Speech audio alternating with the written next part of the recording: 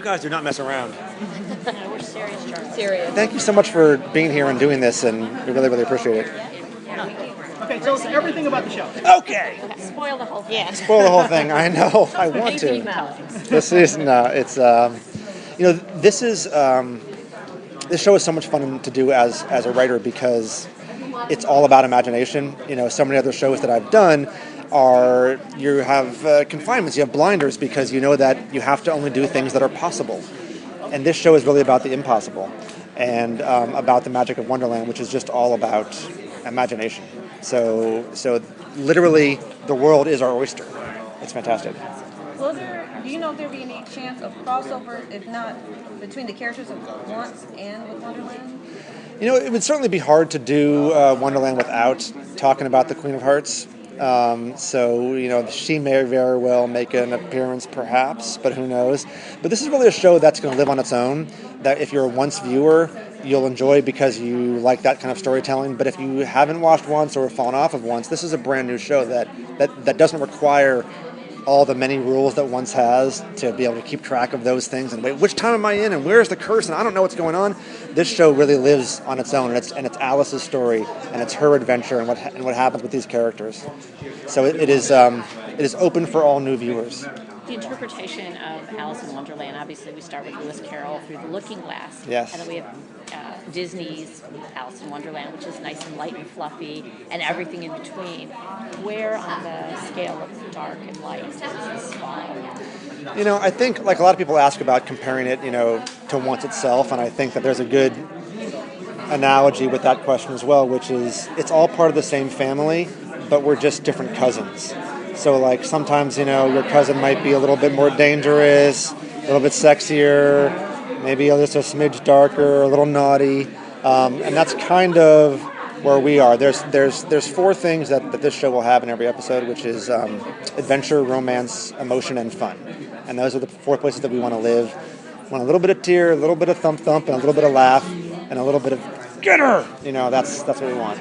The trailer, the teaser trailer that was released before the pilot made it look just very sweeping and very kind of mythological. So, do you have a lot of ideas of where you can go with the Wonderland mythology that you hope to go, kind of tease throughout the season? Yeah, what's cool is that everybody who lives in Wonderland maybe hasn't lived there forever. And so what we want to explore is maybe how they got there.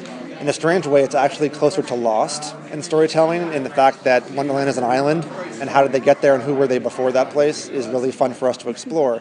So how did the Red Queen come to power? Who was she beforehand? Jafar's backstory. What happened to Alice after the books and before this show? So we get to mash up a lot of other fairy tales, just like Once does, and perhaps give you guys some surprises that you didn't know about these people. On Once, they've introduced characters from other realms, and they're exploring to Neverland. Do you think maybe in the future you guys will leave Wonderland and maybe ventured into some other areas as well? There can be once upon a time in a lot of places. So, this is bottles can wash up on the shore of lots of different lands. Let's just put it that way. Perhaps there's another place that this story can take us. But definitely within this show, within this season, Ginny's like to go to Agrabah. We'll probably visit there, and we will probably visit some other lands as well that I can't maybe discuss at this moment. But the cool thing about this show is that we'll tell a close-ended story. And if there wants to be another adventure in Wonderland next year, there can be. If there wants to be Once Upon a Time in, say, Oz, Once Upon a Time in somewhere else, you never know. So this will be sort of a closed end. Yes, kind of like how American Horror Story is a little bit. They will sort of tell, here's your commit to this. We're not asking you to commit to 7 years. We're asking you to fall in love with us for a season. And then, if you want to date somebody else in the summer, you can. And then maybe, So are you saying there will be a cliffhanger, or are you going to... No, this will be a close-ended story. This is one story that we are telling, and you will... There's no fear of cancellation? No fear. We're telling one little story. And it's one thing. Yeah. kind of like how 24 did, right? It's there's always a new adventure to have in another day, and that's how we are going to make this show live as well. All right, we're going to end it on that note. Thank you. Thank you very much. Thank you so much. Same audience.